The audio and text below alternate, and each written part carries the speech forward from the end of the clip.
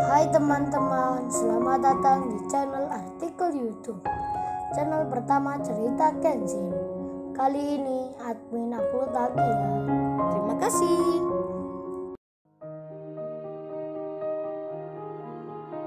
Kisah pemuda kaya, anak bos besar, pemilik 73 perusahaan, yang menjadi cleaning service.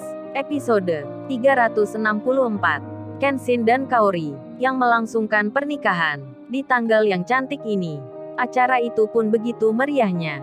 Namun, sebelum hal itu terjadi, beberapa hari sebelumnya, saat ada di desanya Iwan, ketika rombongan bos besar pulang, serta Kenshin dan Kaori, yang meninggalkan tempatnya, setengah jam kemudian, Ririn pun akan tiba, di desanya Iwan. Iwan sendiri, yang kini didatangi banyak warga. Wajah-wajah mereka nampak bahagia, penuh ceria dan senangnya. Sampai-sampai di antaranya, banyak yang membawa makanan, mendatangi rumahnya Iwan, dan ibunya Iwan pun, sudah sehat kembali. Beliau dan keluarga lainnya, kini terlihat sedang sibuk, menemui tamu-tamu, yang tak lain tetangga desanya. Iwan pun banyak ditanya-tanya. Mereka masih terheran-heran, merasa tak percaya, ingin tahu ceritanya, mengapa Iwan bisa punya kenalan orang-orang yang kaya, pengusaha-pengusaha pula, pemilik perusahaan. Iwan pun tak henti-hentinya menjadi pembicaraan akan banyak orang, hingga Iwan terkenal sampai kemana-mana. Bahkan hal itu sampai juga ke Ririn, yang kini kebingungan. Ririn lagi tersesat, saat ini tak tahu arah kemana menuju desanya Iwan. Lalu ia pun bertanya pada orang yang ditemui tentang alamat yang dicarinya. Yang ditanya pun langsung menjawab, "Oh, ini desanya Mas Iwan. Kalau gitu mbaknya lurus saja, lalu belok kiri, kemudian ikuti jalannya, nanti pasti ketemu. Kira-kira masih 15 kilo lagi." Ririn pun mengerti. Ia lalu menjawabnya dengan mengiyakan. Benaknya pun sampai bicara, "Mas Iwan kok terkenal di sini ya? Padahal tadi kan aku tak bertanya tentang namanya, tapi orang itu langsung menyebutnya." Ririn jadi terheran, bertanya-tanya sendiri, kok orang tersebut bisa mengenal Iwan, padahal jauh sekali tempatnya. Dan ketika sampai belokan, mobilnya Ririn melaju pelan, karena sudah masuk pedesaan, yang jalannya nampak berbatu, penuh kerikil dan tanjakan. Ririn hati-hati sekali, apalagi pertama kalinya ia masuk desanya Iwan. Jadinya, perasaan cemas dan takut sedikit ada di benaknya, apalagi jalan yang di depan kini nampak sepi. Ririn pun khawatir akan tersesat lagi, bahkan menemui hal yang tak diinginkan. Sementara itu, di tempat yang lain, si Larissa, ia bersama rombongannya, sudah kembali ke kantor kerjanya. Begitu pula ayahnya, yang tak lain Tuan Sasaki. Tuan Sasaki itu pun masih saja tak percaya tentang rencana yang dibangunnya, yang selama berbulan-bulan kini jadi berantakan, mengalami kegagalan, dikarenakan seorang pemuda yang masuk desa tersebut, membantu para warganya. Ternyata anaknya bos besar, pengusaha yang terkenal. Tuan Sasaki pun frustasi, karena sudah banyak biaya, pikiran dan tenaga yang telah dikeluarkan, kini menjadi hilang seketika. Dan sampai detik itu, Tuan Sasaki tersebut, beliau tak mau diganggu, ingin sendiri di kantornya. Demikian halnya Larissa, yang juga merasa kecewa, angan dan mimpinya yang hilang, rencananya yang tak kesampaian. Larissa pun sedih sekali, apalagi ditambah rasa cinta di hati. Suasana pun makin menjadi begitu menyiksa sekali. Larissa memikirkan Kenshin, cowok yang dibencinya, yang pernah diremehkan, kini malah dicinta. Hal itu bisa dimengerti, lantaran Kenshin kemarin telah meninggalkan kenangan yang sulit dilupakan. Laki-laki yang pertama, yang memberikan nafasnya di saat ia membutuhkan, sewaktu kehabisan oksigen di kondisi darurat. Larissa pun teringat, ia tak bisa lepas dari bayangan Kenshin. Oh cinta-cinta, datangnya tak bisa diduga, hadirnya tak bisa disangka. Pertama benci sekarang suka, meski dia tahu sendiri, laki-laki itu sudah punya kekasih.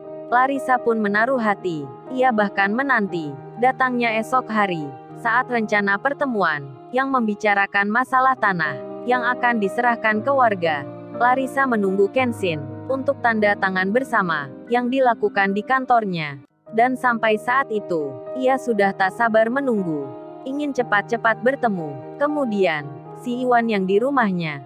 Tiba-tiba saja, ia didatangi orang. Salah satu warga memanggilnya, "Wan Iwan, kamu ada tamu lagi Wan. Yang datang dari kota. Itu dia sedang mencarimu. Cepat Wan, kamu ke sana." Kasihan orangnya Wan. Seperti panik sendiri. Karena mobilnya terperosok galian. Bekas mobil proyek yang tadi. Iwan pun bertanya, "Emang siapa Pak namanya?" Dan yang ditanya pun menjawab, "Kalau nggak salah Wan, namanya itu Mbak Ririn Wan." Ketika mendengar itu, Iwan pun kaget sekali. Jantungnya berdetak tinggi. Seakan tak percaya, kalau Ririn ke sini. Iwan sempat bengong jadinya. Seperti melamun. Karena ia tak siap mendengar kabar itu. Iwan begitu terkejutnya. Hingga Paijo pun bilang, "Wan lu kenapa Wan? Lu nggak menemui orangnya?" Dan Iwan pun tersadar. Langsung saja ia bicara, Paijo ayo Jo ikut aku Jo. Ke tempat lokasinya, menemui orangnya, sekalian menolongnya. Iwan pun berlari, dengan sangat cepat sekali. Iwan begitu khawatir, akan kondisi Ririn, yang mobilnya terjatuh, di bekas lubang galian. Di samping rasa cemasnya, rasa khawatirnya, Iwan yang sedang berlari itu. Ia pun sangat senang sekali, karena Ririn datang ke desanya. Dan Paijo sendiri, melihat Iwan yang panik, berlari dengan cepatnya. Paijo pun sampai terbawa suasana. Ia langsung ikut saja, mengejar Iwan. Paijo itu berlari, sambil bicara sendiri. "Iwan ini gimana nih? Masa gua disuruh ikut belum ganti celana gini? Tunggu gua ganti kan bisa. Buru-buru amat nih Iwan. Gua masih pakai sarung dipaksa." Paijo menggerutu, seakan tak terima. Meskipun demikian, ia cepat tanggap sekali, menuruti kata Iwan, karena mungkin ada yang penting. Jadi Paijo itu berlari, dengan cepat-cepat juga, meskipun sambil sarungan. Para warga di situ melihatnya. Mereka pun juga sama, penasaran ada apa gerangan. Tak berselang kemudian, Iwan pun telah sampai, lalu dilihatnya di situ. Ada mobil yang terperosok. Iwan bisa tahu, itu memang miliknya Ririn. Iwan langsung mendekati, nampak 2-3 orang, yang berdiri melihat juga, mobilnya Ririn yang di situ, yang masuk lubang galian, dan Iwan pun mencari-cari. Ia memanggil-manggil, namanya Ririn, dengan keras sekali, seperti orang yang panik. Iwan begitu ketakutan, kalau Ririn kenapa-napa, hingga Paijo datang, sembari membetulkan sarungnya, yang melorot ke bawah. Paijo itu langsung menegurnya, "Wan lu mirip orang gila Wan. Manggil-manggil kayak gitu." Dan Iwan pun masih saja menyebut nama Ririn, hingga orang yang di sampingnya, yang di dekat mobilnya Ririn berkata, "Wan, orang yang mencarimu, itu dia ada di sana. Lagi memfoto-foto desa, melihat pemandangan alam di sini." Mendengar hal tersebut, Iwan pun langsung lega sekali. Ririn tak kenapa-napa, hanya mobilnya saja, yang jatuh ke lubang. Dan Iwan pun bicara, Paijo, lu kok nggak pakai baju? Hanya pakai sarung saja. Waduh Jo, apa lu nggak malu Jo? Itu yang datang, orangnya perempuan, cewek cantik pula. Paijo pun menjawab, "Nah kan lu sendiri yang minta Wan untuk ikut cepat-cepat, jadi gua nggak sempat untuk ganti baju." Lalu para warga pun berdatangan. Mereka melihat Iwan, bertanya dengannya, "Ada apa gerangan?" Dan Iwan menjawabnya, kalau temannya datang, ini mobilnya, lagi kena galian. Kemudian Ririn selesai memotret desa itu. Lalu ia membalikkan badannya. Sudah banyak orang di sekitar mobilnya. Ririn langsung saja menghampiri. Iwan yang melihatnya, menjadi deg-degan sekali. Saat tahu Iwan ada di depan, Ririn lalu menyapa, mengucap salam ke Iwan. Iwan pun menjawabnya, dengan balasan yang sama. Dan mereka saling bertanya, saling bicara. Begitu pula warga di situ, yang langsung bilang, "Ayo kita angkat mobil ini ke atas." Para warga pun bergotong royong. Mereka bersama-sama menolong, untuk menaikkan mobilnya Ririn. Meski tanpa alat berat, mereka nampak semangat, hingga mobil itu terselamatkan. Sudah naik ke jalan. Kemudian Iwan pun bertanya, "Mbak Ririn gak kenapa-napa ya?